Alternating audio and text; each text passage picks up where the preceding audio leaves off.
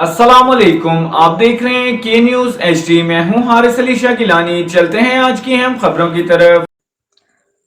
मुल्की और गैर मुल्की ताज़ा तरीन खबरों से बाखबर रहने के लिए हमारा चैनल सब्सक्राइब कीजिए। रुक करेंगे दादू का, जहां से रिपोर्ट कर रहे हैं हमारे नुमाइंदे सैयद सफ़ीर हुसैन नकवी। दुनिया भर की तरह खैरपुर नाथन शाह में भी इमाम हुसैन अलैहिस्सलाम का चहलम अक़ीदत और एहतराम से मनाया गया।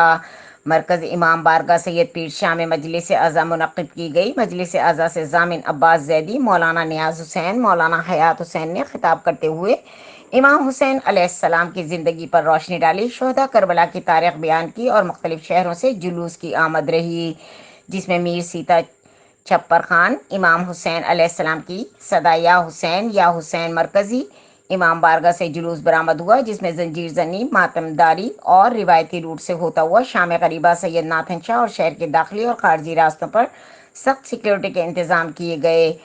वापस मरकजी इमाम बारगाह खैरपुर नाथन शाह में इख्तिताम पजीर हुआ और आखिर में मुल्क और कौम के लिए दुआएं मांगी गईं और लंगर इमाम हुसैन अलैहिस्सलाम तकसीम किया गया।